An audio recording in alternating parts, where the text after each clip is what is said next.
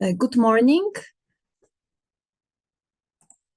Good morning and welcome to the policy talk looking into 2025, what migration-related developments to expect, organized within the Prague process. My name is Justyna Segesh-Frelak and I'm head of the policy ad interim at ICMPD. I'm delighted to be moderating today's discussion between our two distinguished panelists who meet in this format for the 5th year in a row. Let me introduce our guests. Jean-Louis de Brouwer is the director of the European Affairs Programme at the Egmont Institute. Previously, he served as a director at the European Commission, where he was, amongst other tasks, in charge of immigration, asylum, visa, and border policies. Our second panelist is Ralph Genetzke, the director of the ICMPD Brussels mission. Today, they will be sharing with us some of their key takeaways from 2025 and reflecting on what to expect when it comes to the developments and policies in migration in 2025. This policy talk follows last week's release of the ICMPD Migration Outlook 2025, which points to 10 significant trends that are expected to influence migration policy in the EU and beyond. You can find the outlook on our website. Before we start, a few housekeeping remarks.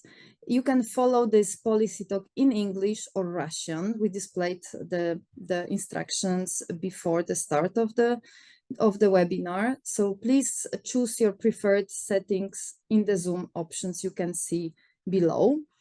At the end of this talk, we will traditionally have some time for questions and answers. So please ask your questions via Zoom chat function, and we will get back to them at the end of the discussion. So let's begin. It's needless to say that 2024 was a very eventful year, even more eventful than any others before. And as we reflect on it, we find ourselves coming out of a record year of elections, from the member states elections in France, Belgium, and Austria, to the European Parliament elections and even major ones further afield, such as in the US. And these elections have set the stage for a new global leadership that will for sure affect the direction of migration policy, how it's thought about, designed, and implemented. Other global developments will, of course, also influence these priorities. And indeed, 2024 has brought with it new events, some more, some less expected, such as the formal adoption of the EU Pact on Migration and Asylum and the fall of Assad regime in Syria. But this came alongside ongoing challenges, such as the persisting Russian aggression in Ukraine and the violence in the Middle East. So as per tradition, I would like to kick off this policy discussion by getting your reflections on last year, 2024, and what lies ahead for the EU in the upcoming year. So Ralph, why don't you start us off with your personal takeaways from 2024?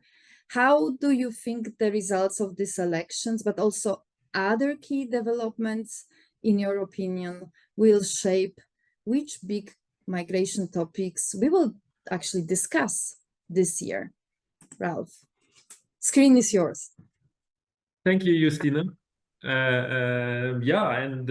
Well, a pleasure to be back at the beginning of the year together with Jean-Louis to join again the Prague Process policy talk, and very kind of my Prague Process colleagues to have us again, as we have to say now after all these years. But indeed, it has actually become a nice tradition. Now, I mean, Justyna, you mentioned already, I think, all the key aspects. I mean, and probably I didn't listen to what I said last year, but I probably said part of it was the same.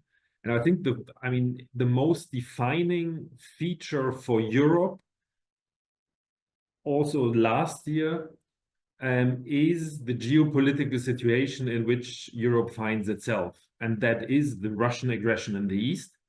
And in the near neighborhood, the situation in the Middle East and Syria. And we have seen the changes in Syria, but I think especially with the Russian aggression against Ukraine, I mean, we have to remind ourselves, I think, that that is not, and it can't be a new normal. And that it has impact on, we speak here about migration policy, but it has an impact on the European Union, which ranges from, and you see that how the new European Commission actually, structured itself, that there's a commissioner for defense, who is in charge of foreign policy. So, I mean, and I think as many of us are migration practitioners, we have also there to remind ourselves that with the topic of migration, we find ourselves and we have to look at these geopolitical situation to understand and to see, what responses can be shaped. So for me, that is actually probably for Europe, the most important thing. And then we can, I think, then also linking the geopolitical to, even when we look at the asylum figures in the European Union, I mean, we also have to put into that equation actually Afghanistan. I mean, Afghanistan is out there. I think it's still a big struggle on how to deal with Afghanistan. And we see that when we look at migration and the discussion about return, which many states would like to find solutions to, of failed asylum seekers from Afghanistan, how to deal with that. And in the statistics and the asylum application, still very high on the agenda. So again, further away, but so that is, I think, for me, the most important. Second point, and you mentioned it well, we will come to it probably in our discussion, I mean, is of course, as migration practitioners, we all looked at and we are discussing the adoption of the pact, the EU Pact on Migration and Asylum. I think it is a milestone after all the years of negotiations. But again, we will have a few more minutes, I think, to discuss that, what we have learned, how we look at it. But it is also there, I think it's often underestimated of how far-reaching it is actually, and what it means then for EU member states. But also, we can touch up on that as well, actually, how probably accession countries look at the Now, what do we expect in 2025? Indeed, you mentioned already, and I have it here in front of me, actually, ICMPD's outlook with the 10 points. Again, I think we have it reflected there with the geopolitical situation. We take, as ICMPD, actually a careful stance when it comes to migration trends towards Europe, where we actually argue it's difficult to say. We have seen sort of a bit of an overall decrease, but then we look at certain migration routes where there's an increase. Again, the impact of the situation like in Syria or others. So it's not that significant or sustained that we can say, that we are really confident to say this is, definitely goes into that direction or this direction. So we have that certainly there. We will have, I think, and that we will, hopefully we come also to that on the migration discussion. We have the pact at the same time, and we will see that, and we see that already now. Many EU countries say also we need to continue with the pact, but we also have to think about, further solutions, often under the heading of innovative solutions. And there certainly this year, we will hear more about that within the European Union. And also within the European Union, certainly the discussion on, the future of temporary protection will be key. Has to be discussed very carefully. And focus on return is there. We see that you spoke about elections, I think, and we still have a few elections ongoing right now. The focus on return and reintegration is evermore, has always been on the agenda, very high on the agenda of states, but is very, very strongly on the agenda. And a little bit, I mean, not that much at the moment in the headlines, but I think when we speak with economic actors, when we look at economic development, competitiveness, in not only in Europe, in all the countries, we will quickly come to the question of actually the labor force and to what extent countries actually need immigration for their labor market. So that's also on there. I think it's a little bit less prominent in the discourse right now, but yeah, in the world of economics, I think that matters. Thank you very much. It's a lot to expect when it comes to this year. This is for sure. Jean-Louis, a similar question to you. In several policy talks, you also referred to the EU resilience, but also raised the questions about its ability to anticipate. Do you still feel the same way about 2024?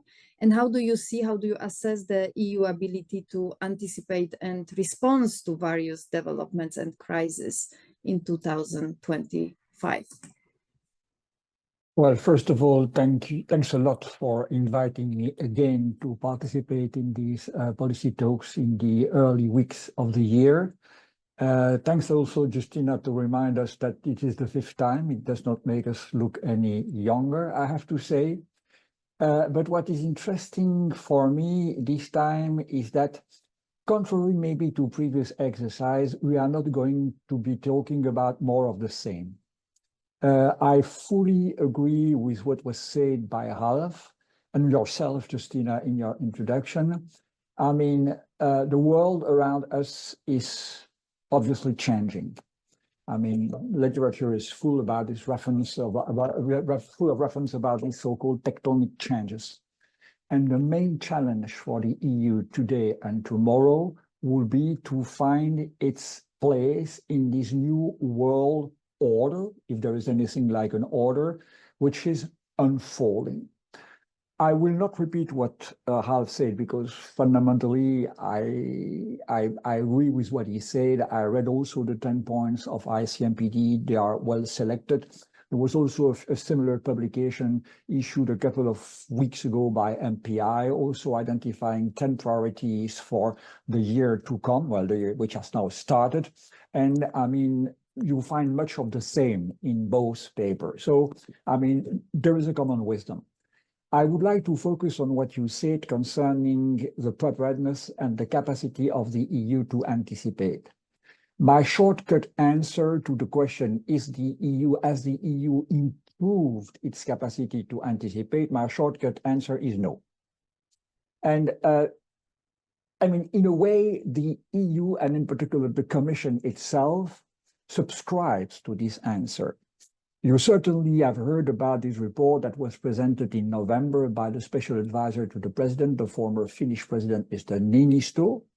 And this report will now feed the preparation by the Commission of a, I quote, EU preparedness union strategy, which has to be presented already by March, which is a way for the Commission, following on that the European Council itself, that the EU is not up to where it should be when it comes to anticipating development, preparing itself to development. That's to say that we end up much too often in a crisis mode management of issues surrounding or of developments surrounding the EU. Let me take 2 examples, and Ralph referred to them both. Ukraine. We know that something will happen in Ukraine this year. Okay, when we hear at the other, what the noises at the other side of the Atlantic, when we look at when we hear the speeches, when we look at the speeches delivered by Mr. Zelensky, the one after the other, we know that something will happen. By the way, the one and only actor which remains remarkably silent is Moscow. Are we prepared for that purpose? No, we are not. I can understand that the EU has to stand firm on the principle and have reminded them to us, but nevertheless, something will happen. We survived yesterday by renewing the sanction for another 6 months. What is going to be the situation in 6 months from now? Shall we be able to keep the unanimity amongst member states? We don't know. That's just the first example. The second example would be about enlargement. Okay, I know that the Polish presidency has announced a major new initiative or a new strategy, and we might discuss that later on during this talk. But for the time being, I mean, should I be originating from an aspiring state, as we label them now, as a candidate country, I would really not know or understand exactly where the EU is. On one end, some are banging the drums of the geopolitical necessity of enlargement, but on the other hand, others keep on repeating that it has to be well prepared, that it's going to be as far as candidate countries, each on its own merit, that these merits must be thoroughly assessed, and that the assessment must be agreed upon by the member states, that further reforms must be implemented, and that at the very soonest, the first enlargement, and that's what Montenegro is hopeful about, could take place in 2028. I take that just as two examples that the EU still needs to get its act together when confronted with changes in its environment that are perfectly foreseeable. I could add to that the first weeks of the Trump administration at the other side of the Atlantic. Everybody seems to be taken aback by the rapidity of the decision taken and the brutality of decision taken. All that was on the card since we knew the outcome of the 6th of November election. There is no surprise in what is happening nowadays, and still we look like if we were taken aback. Resilience, quick word about resilience.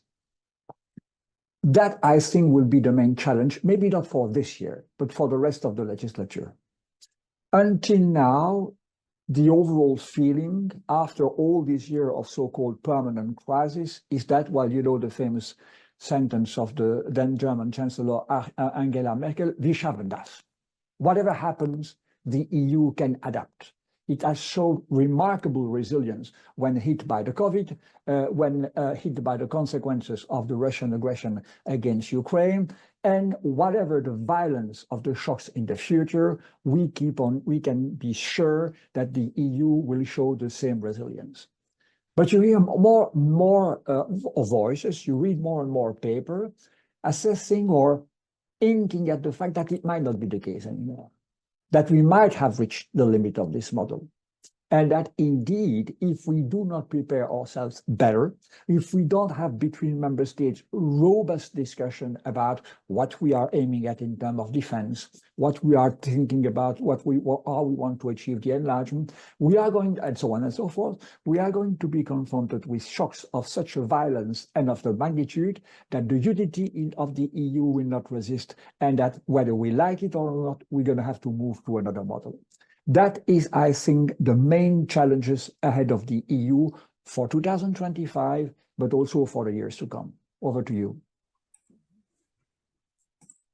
Thank you very much for both of you for painting this comprehensive overview on geopolitics, but also on the policy development side.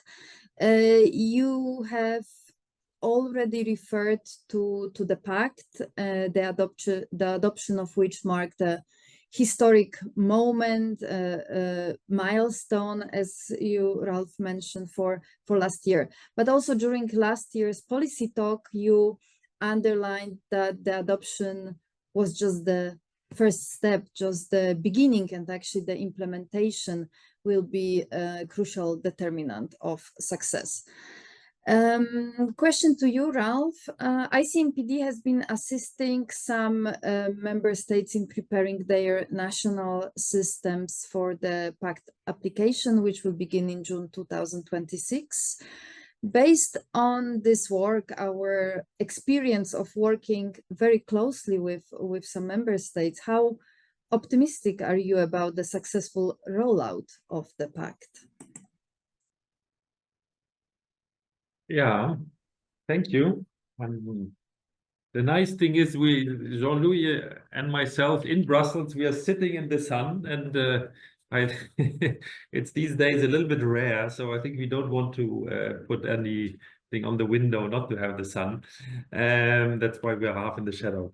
But on the pact, no, definitely. And I think for us in ICMPD, indeed, we have worked with a few of our member states and EU member states on the first steps after the adoption of the pact. And I think there are few lessons learned which are very interesting. And I think different to in the past, when new pieces of legislation were adopted, I might be wrong, but at least as an observer, it was not that visible, sort of the immediate next steps. There was always as if there was a little bit of a gap, and then we have to implement.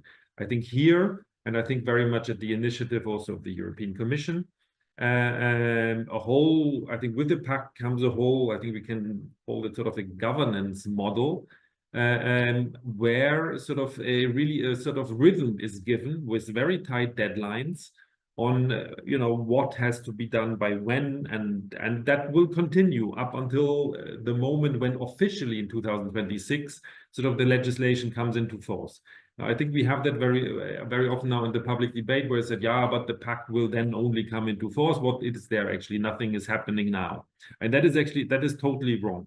I think when you see, and here in the audience we have a number of member state representatives, a lot is ongoing right now, and yeah, first steps were then taken that sort of so-called national implementation plans had to be drafted in rather short time before the end of the year. And I think that showed for us in ICMPD and for myself, again, we have to realize, and as I said before a few times, sort of to remind ourselves of some realities, and that is when we say the EU. The EU is still in certain policy areas and with regard to administrations, a heterogeneous animal, if you wish. We have the 27, then you can have, I mean, in the area of just home affairs with opt-ins and opt-outs and whatever, but let's say we have 27. We have, first of all, not 27 languages, but many different languages. But we also have very strong different administrative traditions, cultures, where a member state is located, more eastward looking, more south looking, how the landscape is of the border, centralized, very important centralized state, a decentralized, where you have responsibilities with federal entities. So these things make actually the implementation very different. Also, what we have seen, I mean, with some member states, were rather starting. Not from scratch, but at the level where it thought, okay, and this is very different in other countries where actually, it was about adjusting certain things. But I think what we saw that the scope of the pact, how far-reaching it is actually really noteworthy, and that is in terms of, well, it needs legislative adaptation, but it's all a lot about procedures and practices. You can, let's take responsibility for minors or vulnerable people. I mean, you might have that, with the Ministry of Social Affairs or Ministry of, I don't know what exists in different member states. You need interministerial cooperation, probably in a more formalized way than that might have been the case up until now. I mentioned already in sort of decentralized or states that you need, the different levels where you have responsibility, and then you have probably someone who coordinates. So all these things play into now what should happen with the pact. So what is ongoing, I think what we have seen is actually a lot of work. It's very far-reaching. And just another important element as well, everything which relates to digitalization, to make interoperability this nice word. It's not only of EU systems, but also national systems, and even within EU member states, different IT systems. So, and that is certainly part of the future if we want to make that work.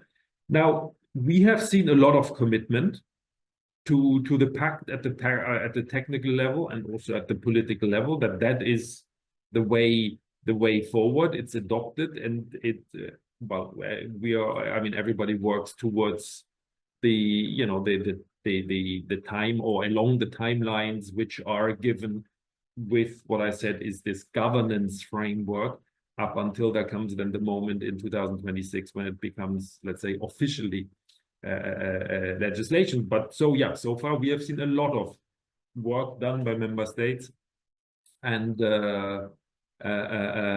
commitment to continue on that way. Thank you very much, Ralph, for this assessment. I assume that because of sun, maybe you remain optimistic today regarding what happens until 2026. Jean-Louis, given that the pact is focused on internal reforms, there are ongoing calls for innovative solutions to complement these reforms by concentrating on the external dimension of migration. But on the one hand, initiatives like Rwanda and Italy, Albania have faced many legal obstacles, making it hard to see them as successful, at least not yet. But on the other hand, we see new or alternative ideas continue to come up, such as the recent concept of return hubs. And I would like to refer briefly to our conversation from last year, where you actually said that you were quite critical about and actually reluctant to engage in conversation about externalization of migration. And do you think that these so-called innovative solutions are indeed complementary or antagonist to the pact implementation? Well, thank you very much for this question. Before answering it, I would like to come back 1 second briefly to what Ralph said and in a way complement it. It's true that for an outside observer, I am an outside observer, I mean, the way the pact is implemented is, to put it mildly, not that transparent. You certainly heard about that role around the Commission refusing to name the laggards, those lagging behind, the member states which had not transmitted their national implementation plan on time according to the set deadlines. This being said, I must agree that seemingly a lot is being done. It suffices to read, for instance, the annex to the letter of President van der Leyen to the last European Council, where you can see an impressive list of actions which have been taken by the Commission services. So obviously people are at work for the time being. This being said, I cannot but recall then when we had this emotional moment around migration in the autumn of last year. I call that an emotional moment because there was no such thing as a crisis, but there was such an emotion that it completely disrupted the October European Council, where migration literally stole the show during the discussion during the heads of states and government. Very few of them referred to the pact being implemented. It was as if by that time there was no such thing of a pact. As a pact, okay, a few of them did ask for the implementation of the pact to accelerate. The Commission committed itself to indeed identify some of the blocks, the famous 10 blocks of the implementation plan, where faster progress could be made. But we hear already that some outside interlocutors like ECRE, for instance, are extremely reluctant to engage into this kind of pick and choose approach about the implementation of the pact. Anyway, looking ahead and to prepare our discussion this morning, I just refreshed my memory about indeed the schedule which is announced by the Commission. There will be 3 important milestones in 2025. The first one will be April, the first reporting by the Commission to the Council and the Parliament about the state of implementation of the pact. The second will be, I would say, during the second half of the year, the launch of the first annual migration policy cycle. And at the end of the year, the adoption of the solidarity instrument, the famous solidarity pool and the solidarity commitment, together with the first pluriannual EU migration strategy. These will be milestones. These will be tests. And I tend to think that the most crucial test will be the one about the solidarity measures to be adopted by the end of the year. That is where, I mean, member states will be counted, literally counted. Well, we all know that there was no unanimity around the adoption of the pact. And then, of course, by that time, some of the reluctant member states will have to show their cards. I would add to that the big question remains for the time being the financing all that. Money has been promised, financial support, budgetary support has been promised by the Commission, but the size of it and the distribution of it amongst member states remains, at least for me, unclear. Now, about the innovative solutions. I don't think that everybody knows exactly what it is all about. Return, yes, indeed, a new approach of return policy features on the agenda of the Commission and should be adopted by the end of February and hopefully presented to the European Council at its March meeting. We know that there will be a legislative instrument, but there might be more, and we might find in that something around these return hubs that you mentioned yourself in your question. What these are going to be is still very unclear for the time being. For the rest, I think that all this, emotion, I will use the same word again, about the externalization of asylum policy should be taken with a pinch of salt. Okay, we all know what happened to the first try by Italy with Albania, although I understand that Italy seems to be willing now to resuscitate this initiative on the basis of what terms, I don't know. And of course, as far as Rwanda is concerned, I'm sorry, but look at what's happening in the eastern part of the Republic of Congo for the time being. Should we really want to have a deal with a country like Rwanda to help us externalizing our asylum procedure? This should induce us to, I would say, a somewhat more modest and less vocal approach. On the top of that, I would reiterate my overall comment of last year, I think.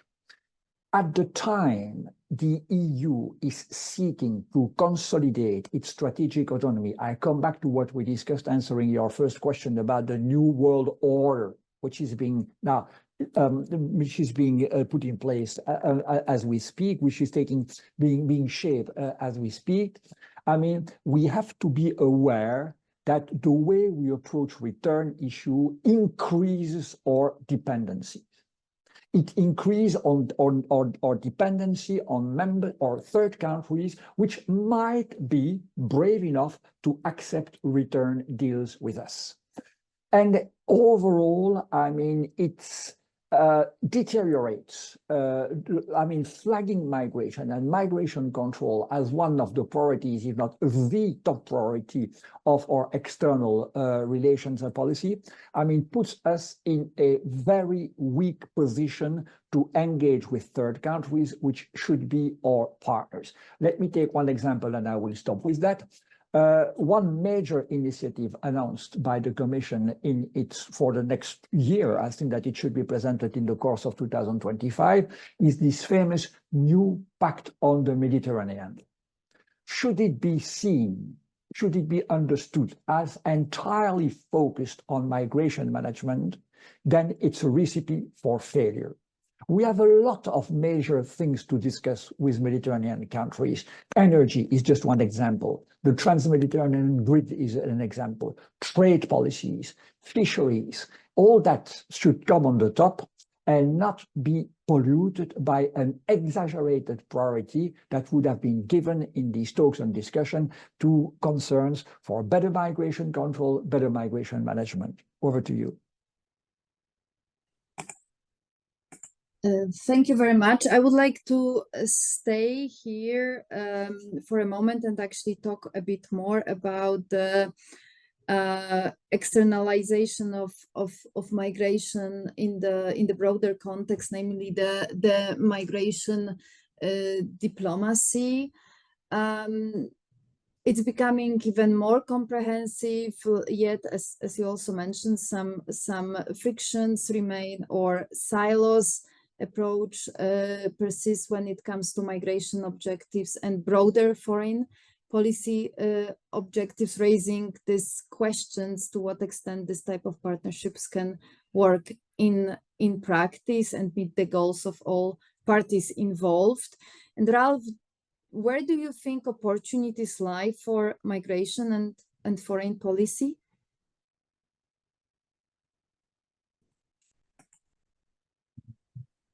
Yeah, well, let me just one. I was just thinking about the you know, when we speak now external dimension, or you know, the connection between migration policy and foreign policy. I think the first thing we need to have our terminology right.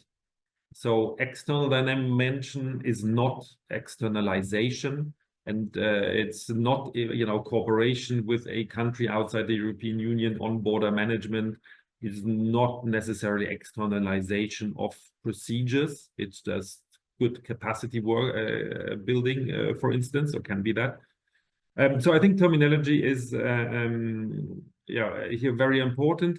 And just one comment from before on the innovative solutions. I think also from ICMPD, as we look at it with our own member states, with the member states of the EU. I mean, the search and the willingness to search for ways for solutions. And why not? I mean, I think, you know, as long as it stays on, you know, the international commitments, legal framework, and so on. So I personally don't see so much, because your question was also that, you know, does that undermine the pact or not? I wouldn't say that. I think that you know, that this exploring, and we have seen already many legal limitations and so on. Discussion on return hub, rightly as Jean-Louis says, I think we would, I mean, it's a collective thinking of what that could actually be, but it's true as well that on return, there are so many limitations that it is quite logical that one would like to advance in that discussion and explore ways which might not have been explored so far. Now, I mean, the potential, I mean, with the, then still let's call it the external dimension.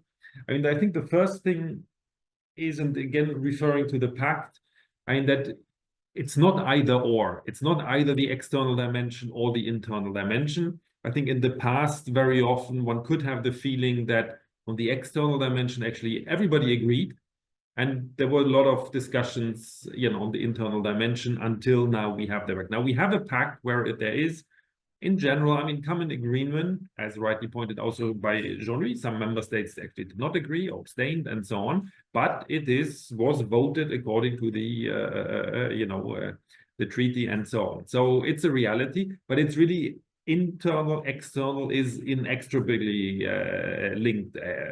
I think that's, and it definitely not, we agree on the external side, we want to do more with the outside, and we are not reforming our procedures. We are not working actually how, you know, let's say solidarity mechanism or interoperability and all these things work. Sort of the homework, let's say, which is given by the pact. I think that's the first point. I think from the external dimension also, it's not new. I have to say, I've been working somehow, I think, on the external dimension, within the external dimension, since 2025-6. I would say it has changed. The scope has been broader, but I think there are certain features which, as ICMPD as well, we continue to believe in. And that is, for instance, when it comes to foreign policy, migration dialogues. I mean, absolutely key. I mean, what else than together the responsible states and other actors, the European Union institutions, around the table and talk to each other. And that is Budapest process, Prague process, of course, all, you know, that work is absolutely key. Sometimes there are questions, what are the concrete results? you know, we can add and fit things and do concrete things as it is done in the Prague process with certain research to inform discussions and so on. But then that is, sometimes it's called migration diplomacy and so on. I would rather say it's migration should be part of the broader foreign policy. To measure that immediately with concrete results is probably not possible, but absolutely as a base is absolutely key. I think then what we will see in the EU, and that started with the agreements which were done starting with Tunisia, but then also other countries, last one with Mauritania, is sort of thinking bigger than in the past, especially with a link to investment is a big thing. I mean, agreements are always have the ambition also to announce money. If you want to announce billions and not millions, you can only do that with loans. So we are in a discussion where you bring in financial actors and so on. But I think also the thinking bigger will, and I hope it's probably also a hope. Jean-Louis mentioned the Pact for the Mediterranean. Absolutely, there are many things which have to be discussed, as mentioned, energy, fishery, and so on. So I think actually the notion of a Pact for the Mediterranean is actually has potential. Let's see. We meet in a year's time, in 2 years' time. But as per se, now at the starting point, I find that interesting. It has potential, and even from the migration angle, one can. I think there are ideas, and also I think we will have ideas how there can be a meaningful migration component. I think to such a pact. I think then, I mean, the baseline is, I mean, there is no alternative to an external dimension. I mean, what else? I mean, then to talk, and we can't choose the countries, and we also can't choose. That's also part of the reality. We can't choose the regimes or how the countries are organized, structured, which political leadership there is in countries outside of the European Union.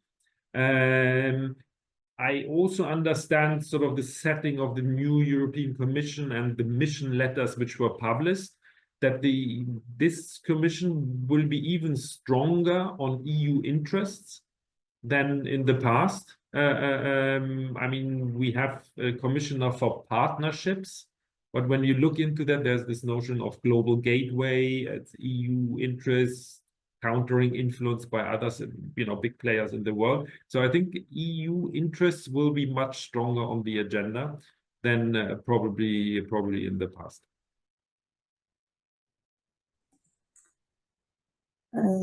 Thank you very much, Ralph. And Jean-Louis, what is your take on it? Ralph mentioned this thinking bigger, more comprehensive, but also when it comes to the strategy for the current commission, like this EU perspective when it comes to cooperation. Where do you see it is, or we should think carefully how to work with partners? Well, thank you. I would first follow up on what Ralph very wisely said on the relation between the internal and the external dimension. He is obviously right. When you look at the pact, it includes return. Return is part of the implementation of the pact. If once in the future we have this wonderful screening, accelerated border procedure, call it whatever you want, at the end of it, in case of a negative decision, comes return. So if the EU does not get its act together in developing and mostly implementing an efficient return procedure, the pact will remain void. So it's an essential part of it. But when it comes to return, it takes two to tango. I mean, you must, by definition, enter into a conversation, call it a dialogue, call it whatever you want, with the countries of origin. I'm not a big fan of the idea of the notion of safe third country or returning people to transit countries. If return is possible, it should be and it must be to countries of origin, and then comes in or chip in a series of other policy instruments concerning assisted voluntary return, sustainable reintegration, and so on and so forth. So, I mean, I agree with what Ralph said. Internal and external dimensions are intrinsically linked. That's obvious. Second comment, and maybe I'm repeating something that I said last year here. I can't refrain from feeling that the frenzy that member states are deploying when engaging into migration diplomacy is a kind of an alibi, is a way to hide the fact that they don't believe in the efficiency and effectiveness in the pact. They don't think that the pact will ever see the light, or even worse than that they know that at a certain point in time, they will not playing ball within the new mechanism or the new instruments set up by the pact. I might be wrong. I hope that I'm wrong, but I still have this kind of thought thinking in the back of my mind. Now, coming to what Ralph said and agree, and again, as usual, I agree with him. The two buzzwords, when you look at the Commission paper, guidelines, mission letters, but also the strategic agenda, which was adopted by the European Council in June, are interest and partnerships. And maybe they might be contradictory. The EU external policy in all its dimension will be interest-driven. I mean, those who, as Ralph and me, have been working in EU affairs for quite some time are familiar with this famous debate, value or interest. What comes first? The answer of the EU today is clear: interests come first. That does not prevent us to defend our interests in an ethical way, in a way which is in conformity with our values, but in the realist world we are entering today, in the kind of power struggle we need to be part of in the world of today, interest must come first. But at the same time, we are boastful about the notion of partnerships. I mean, International Partnership Directorate General, I mean, Ralph referred to it. There was, some of you might have spotted it, a very interesting communication of the Commission, the previous Commission in this last month, about this notion of partnership, when the Commission was trying to show how the Global Gateway Initiative, and we might further elaborate on that later on, could be connected with other types of partnership, including migration partnership.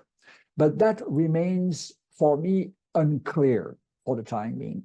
Because partnership means, as I understand it, dealing with a third party, a third country, on an equal footing, and accepting also that from the third country side, there are a certain number of demands, expectations, which are not necessarily migration related, a trade-off, in other words. So all that is in the making, and I think that indeed that will be one of the challenges of the new Commission supported by the ES, and of course together with the member states, the so-called famous Team Europe approach. In that framework, I don't want to be seen or heard as saying that migration has no space. Migration management priorities or interests must be part of the agenda. But my plea is simply that, as we have seen too often in the past, Egypt, Tunisia, maybe tomorrow Jordan, the agenda should not be entirely dominated or structured around migration management concern, priorities or interests. Over to you. Mm-hmm. Thank you very much to both of you. I would like to return to the pact for a moment. We talked a lot about how robust, how big this project is when it comes to actual implementation. and member states' efforts to be ready before the deadline. However, what we need to remember about is that it has significant implications also for candidate countries, especially as they work to align with the EU acquis. So, Ralph, where do you see the most significant implications, but also potential challenges of the pact for the candidate countries, and what measures can and should be taken to help them not only understand, but also align their national legislation with the pact? Well, probably the whole the whole package is, I mean, is a challenge. But I think on that, I think for me the most important point is to find a way to anticipate and to bring in, I mean, accession countries as early as possible. Actually, sort of now, while member states are adapting and learning, I think these lessons should be immediately shared with accession countries, and not only, let's say, when it is legislation and when we are at the stage of negotiating the relevant chapters. So I think, yeah, I think to bring in and to share that experience immediately. I mean, there's no need to let accession countries go through, you know, some steps where probably certain lessons were learned, and you know, the conclusion is things should be done in a different way. I mean, let's jump, you know, they should have the privilege to be able to jump to the next step without probably, you know, avoiding some possibly bad experiences or certain things which should not be done. So I think that is because the accession process is in the end a very formalized process. So in the end, yeah, and I think, I mean, the instruments are there. I mean, when it comes to networks, practitioners networks, and the, I mean, you know, European Migration Network or others. I mean, we have just in Home Affairs Council meetings between interior ministers of relevant countries and so on. But still, I mean, we had, I mean, you know it, Justina, I mean, we had an ICMPD, our own experience since our membership base in ICMPD. I mean, we have accession countries as our members, and we know about their request and interest to say, but, you know, you members, those who are members of the EU, please do share the lessons as soon as possible. So, because that will be our joint future.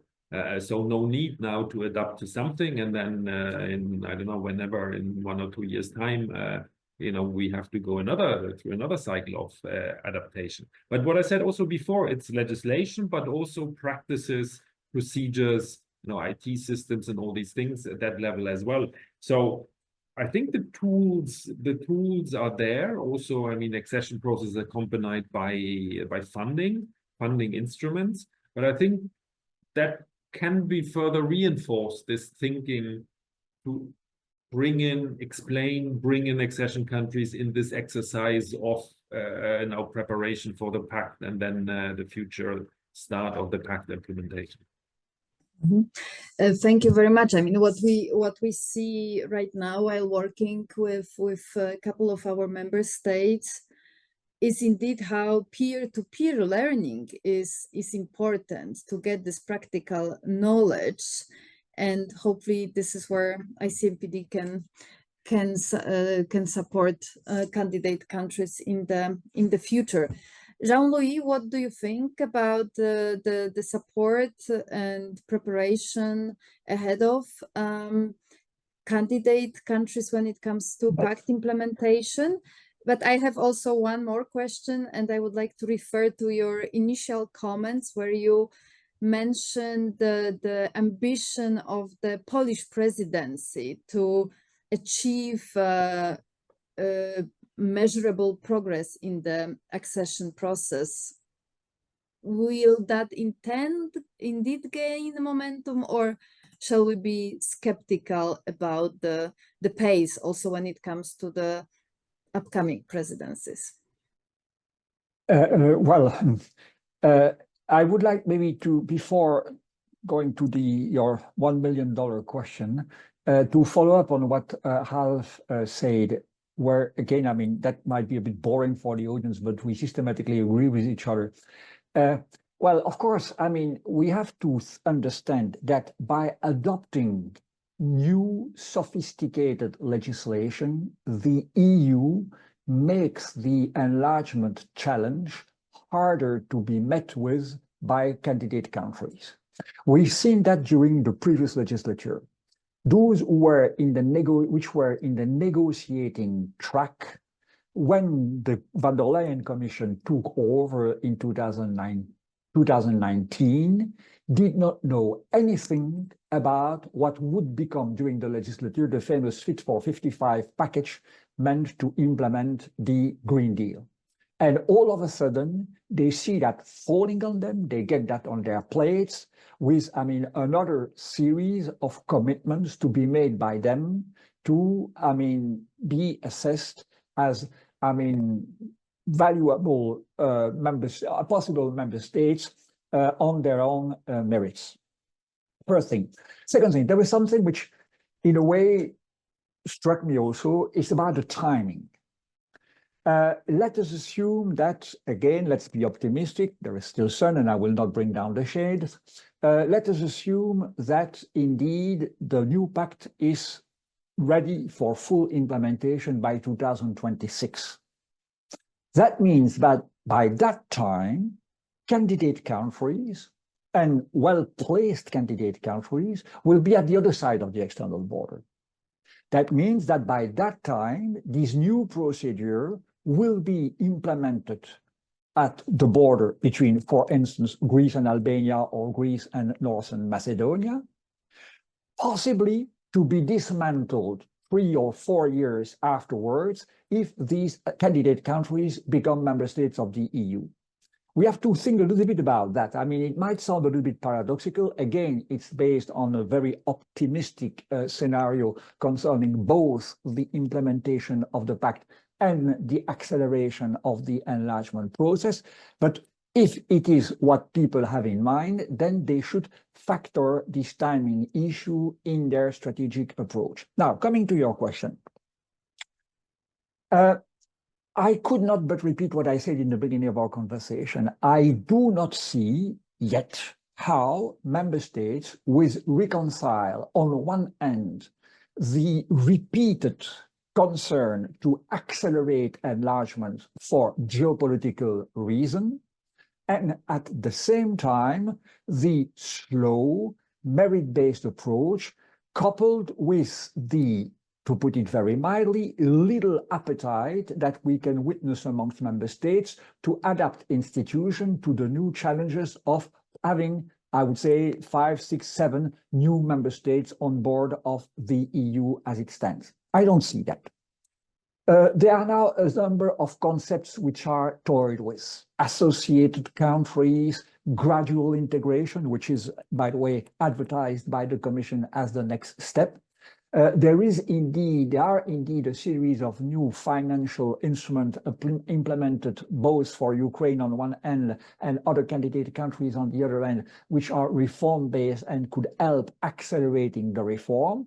All that might be shaping a new landscape, but the question remains who, when, and under which condition.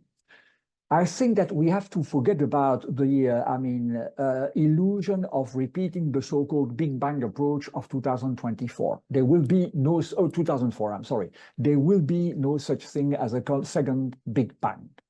But that means that in that case, to use a concept which has been invented, shared by many think tankers, we would have to consider a so-called regatta approach. That is to say that aspiring countries, candidate member states, do join the one after the other or in packages according to their merit. But fine.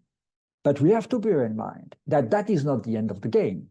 The end of the game is the ratification by 27 member states of successive accession treaties.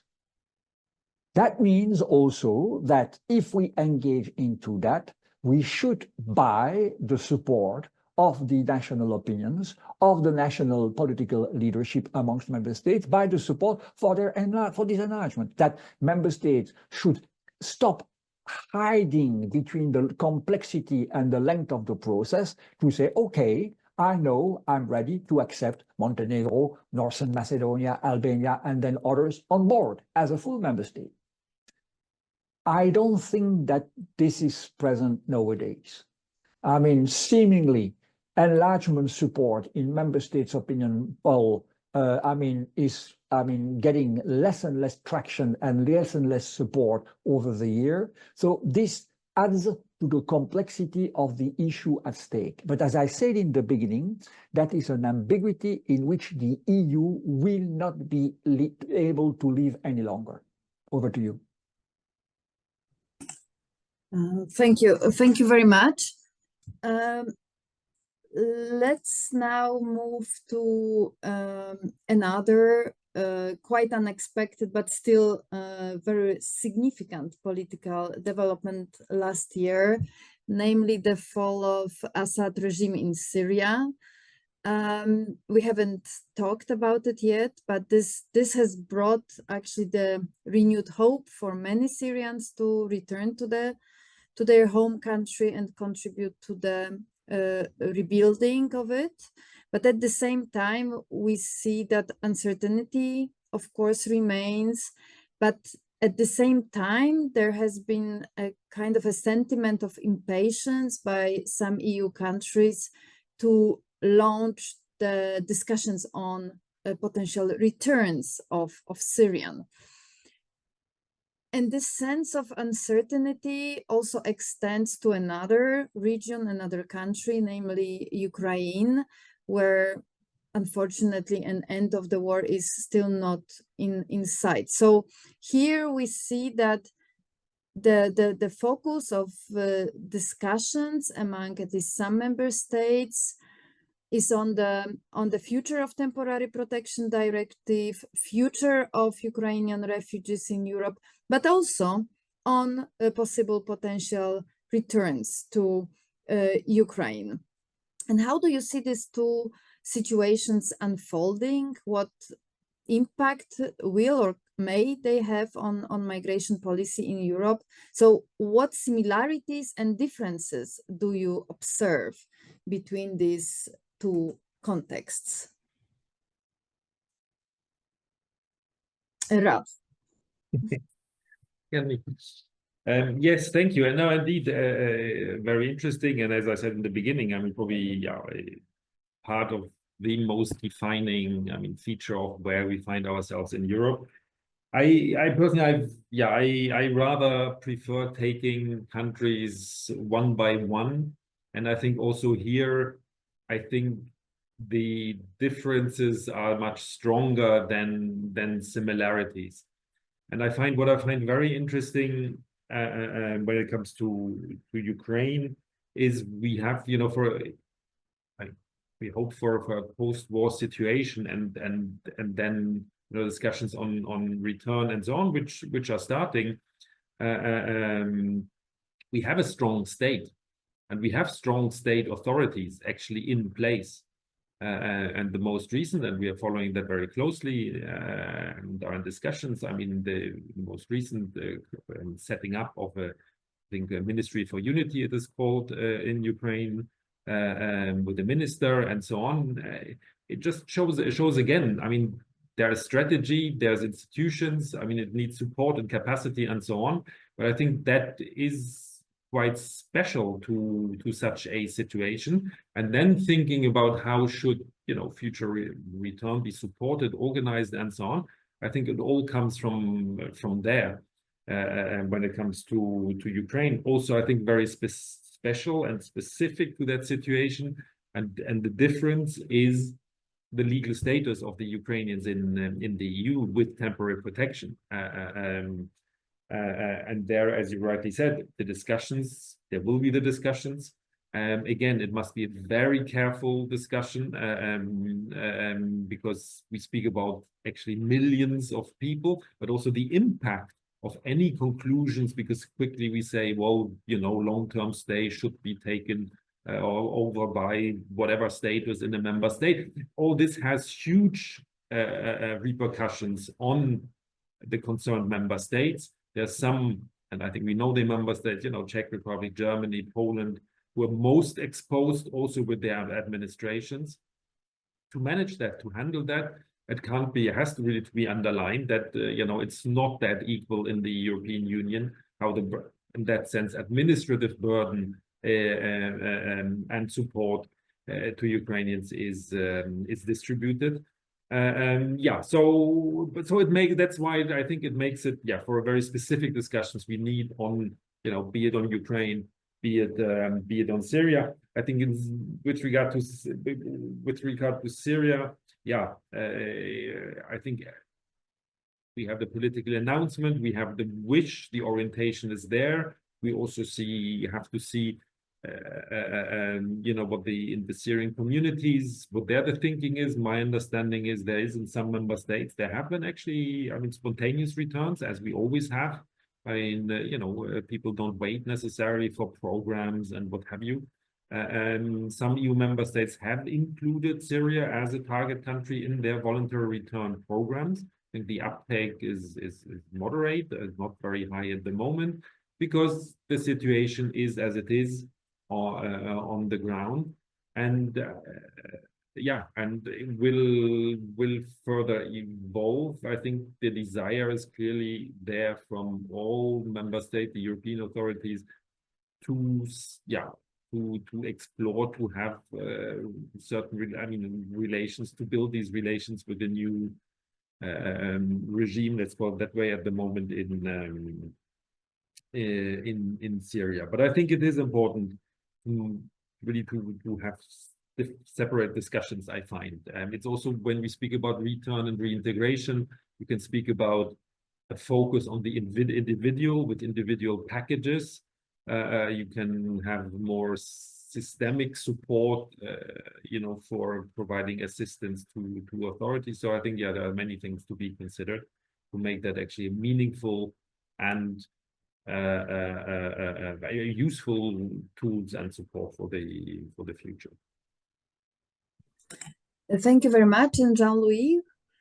Well, I'm going to try to be short because I'm mindful of time, and I think that indeed, as you stated in the beginning of this talk, we need to have time for interaction with the audience who have been very patient listening to us until now. Return. First thing, I think that we have to trust the agency of individuals. If Syrians or Ukraine are of the view or feel that the time has come for them to return to their country, they will go, as Ralph said, whether there is a support program or not. Second, we have to make sure that the conditions are conducive for, as usual, we say, sustainable and dignified return. That is to say, when it comes to Ukraine, it is about security. Safety and security. That means that we don't know yet what's going to happen. I said it in the beginning, in 2025 in Ukraine. Will there be a ceasefire? Will there be more than a ceasefire? Will that country, which has been torn by war of aggression for almost 3 years now, return to some kind of stability and peace, and under which condition? And there, indeed, the EU diplomacy has to play a role before we start talking about revoking the temporary protection which has been generously granted to Ukraine. Similar for Syria. The priority is not returning the Syrians. The priority is to create the conditions which are conducive for a sustainable return of Syria. That is to say that we have to make sure that the country remains stable, and to put it mildly, we have not that kind of insurance for the time being. We don't know what's going to happen in the eastern part of the country. First, and second, we have also to be generous in terms of supporting the recovery of that country. We have been, donors worldwide have been, have refrained from engaging into anything which looks like recovery, limited themselves to humanitarian aid as long as the Assad regime was in place. Whatever the new regime is, Syria is one of the poorest countries of the Middle East. It has potential, but it has to be rebuilt. And therefore, we have to contribute, we, the EU and other international donors, have to contribute to the reconstruction of that country when conditions will be deemed to be there to engage into that with whoever will rule the country by that time. It is by not putting the cart before the horse, that's to say, speaking in terms of talking about returning Syrians before engaging into the stabilization and the recovery of the country. It is not by doing that we are going to, stabilize and facilitate the stabilization of Syria nowadays. Over to you. Thank you very much. And if I may add, equally important is also to stabilize the situation of Ukrainian, especially Ukrainian refugees in the EU. As ICMPD, we've been monitoring the so-called exit strategies, status change options, very diverse approaches towards the future, actually. So hopefully there will be a chance to discuss them during another meeting.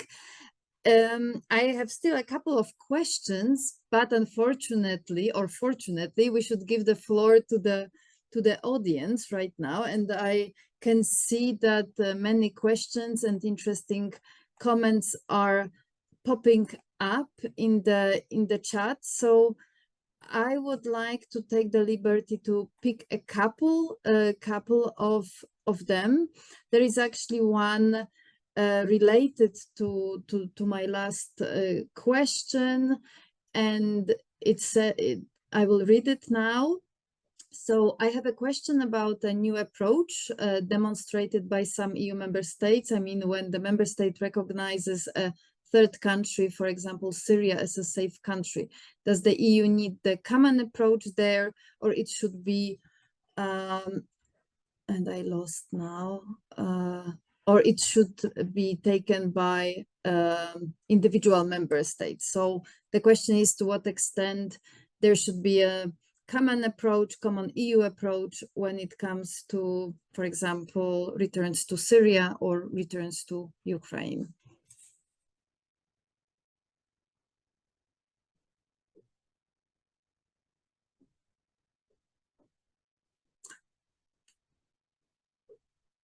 Ralph, would you like to, or any of you? But I think the differentiation to be made, what should be and what is law. I think what we see, but that's then also, I mean, return practices are still different from member state to member state. Now, I think when you ask the European institutions, there is certainly the effort, and that there's, I mean, the argument goes that the impact is highest when the EU can stand together and has the same, has the same approach. I mean, that's why in the area of return, for instance, through actually through Frontex, most cases, better. I mean, always, very much known for the border management, but with a very important actually return part in its mandate, and not only return, but return and reintegration is now actually for EU member states running European return program. So clearly showing, I mean, at the practical level, the wish to have that harmonized so that we avoid that one member state for return for integration assistance, I don't know, gives a certain amount of money and another member state gives another amount of money. So yeah, I think with regard to then law, it doesn't have to be like that. I think the wish is, to have the harmonization, and the struggle is certainly to go into that direction. Should I answer another question? There was one, but it's a different topic, or other, unless, I mean, Jean-Louis, you want to? No, I would tend to say that in both for both countries, Syria and Ukraine, when it comes to considering the possibility of returns, member states need to discuss that together. Okay, they might not at the end of the day agree on common standards, but if they don't, the price to pay will be secondary movements. The price to pay will be secondary movements. And again, I come back to what I said earlier. I mean, before thinking of returning people, not so voluntary, let's put it that way, if not to say forcibly, by, for instance, revoking temporary protection as far as the Ukrainians are concerned, we have to make sure that we contribute, we being the EU and its member states, the famous Team Europe approach, do contribute to create the conditions which are conducive to return by stabilizing the country, politically stabilizing the country, ensuring security, and by laying the foundation or laying the ground, initiating a massive recovery and reconstruction program. And that is something that only the EU member states together can achieve. Mm-hmm. Mm-hmm.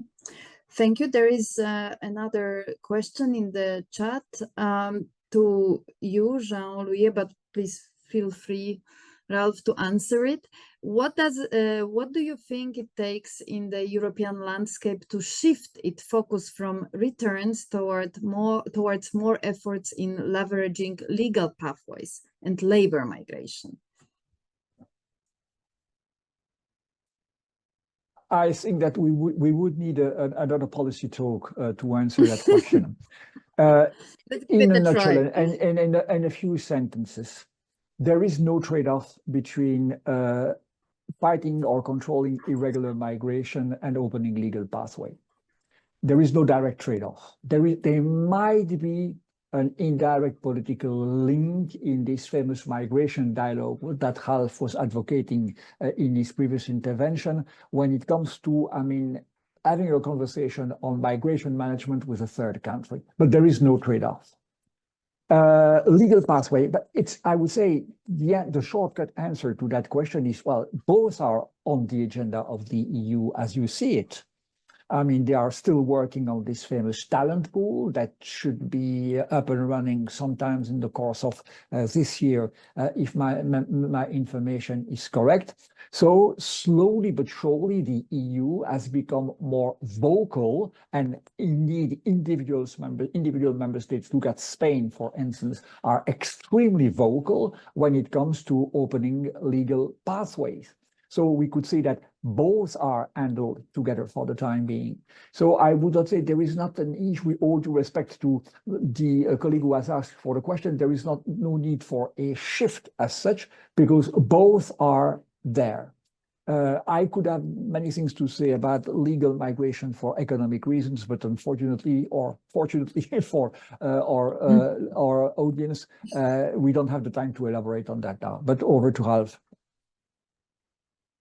Yeah, if I may, on this one, because it is actually a very interesting one, and it takes a lot of space actually in our work, I think, in ICMPD and also here in Brussels, in support of the European Commission. It's true, probably, I mean, policymakers and also discussions often it's not, you know, things are not that vocal when it comes to legal labor migration. I also fully agree that actually this, you know, one-to-one irregular here, legal migration, I mean, that is one-to-one that doesn't make, that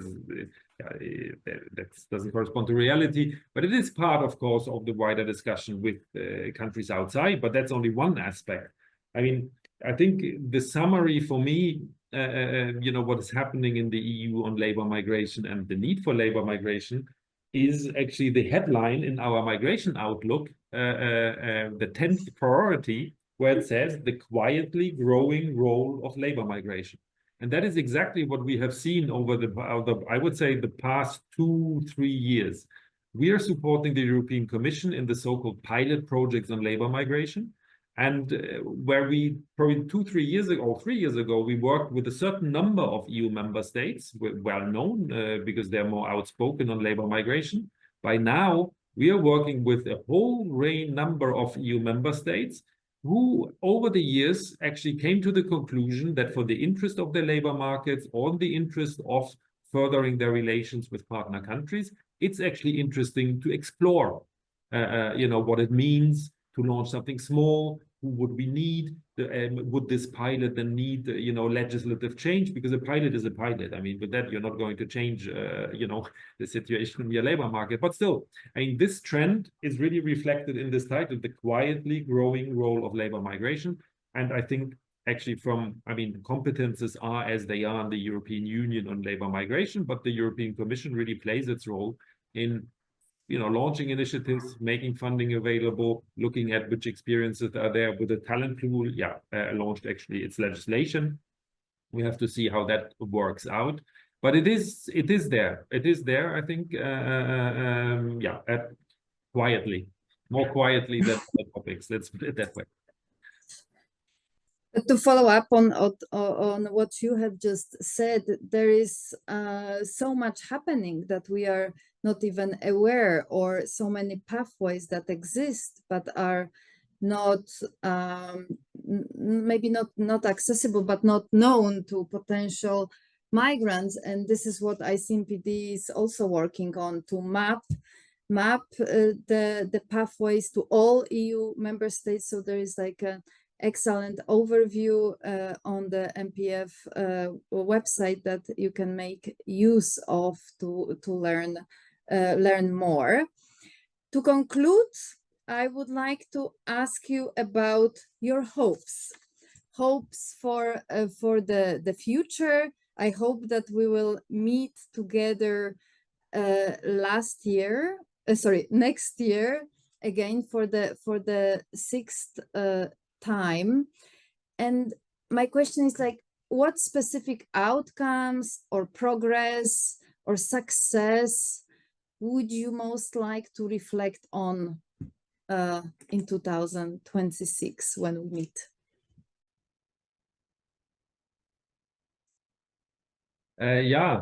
But can I answer one sentence, because there was from Paddy, there was actually directly, I see Ralph there.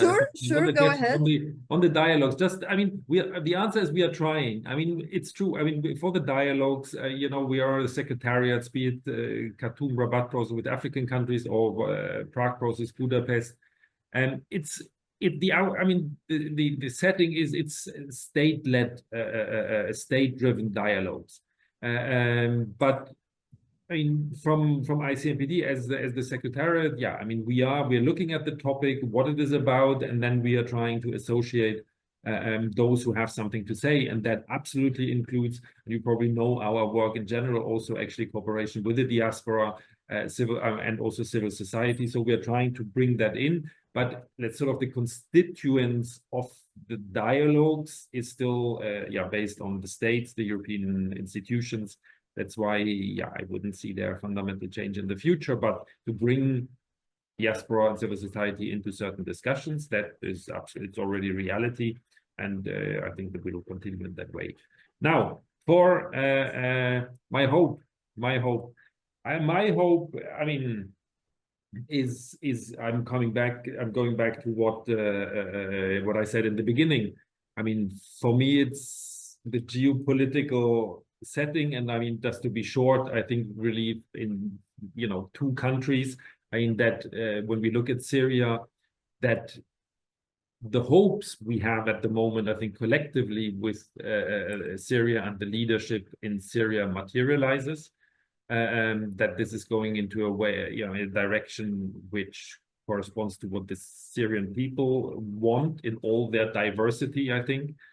And then when it comes to Ukraine, that everybody expects a change, but that it will be a change which does not give legitimacy to Russia and its aggression, and that is driven by what the Ukrainians want, at least that it is acceptable to them. But the most important, it can't be that any legitimacy to the aggressor, because even when we have a ceasefire or an absence of active war, does not necessarily mean it's peace in general or towards the east for the years to come. but at least it will have a tremendous impact on the ground that people can go home basically if they so desire and so on. So for me, it's really these two situations, which are sort of at the top. Thank you, Jean-Louis. Well, as far as I'm concerned, I would say my hope is that the EU will able to focus on its genuine priorities, which are restoring its competitiveness, enhancing its defense and security capacity, protecting its democracy and its social model, and of course, achieving the green and the digital transition. That means that migration should be dealt with as a low-key priorities, because we would at last be out of this kind of crisis or emotional atmosphere, which has made that any discussion or any consideration, sound consideration about migration was systematically taken off the table for different reasons. We are not in a crisis phase.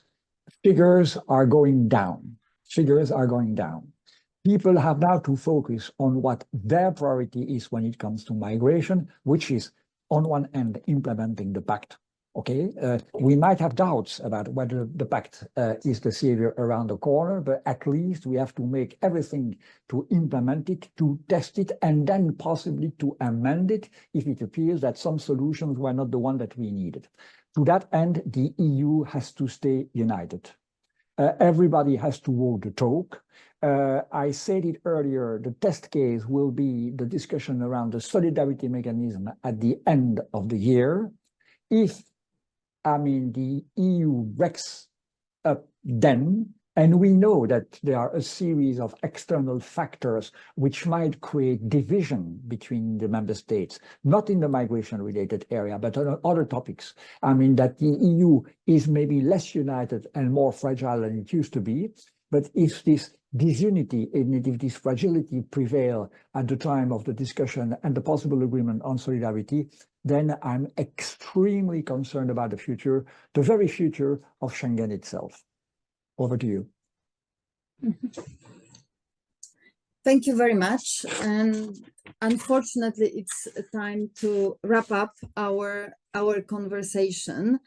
But before that, I would like to ask the online audience to answer our poll.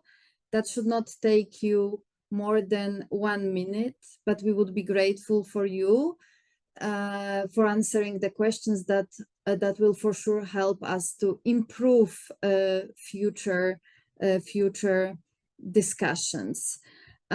Thank you, Ralph. Thank you, Jean-Louis, for your insightful, rich contributions.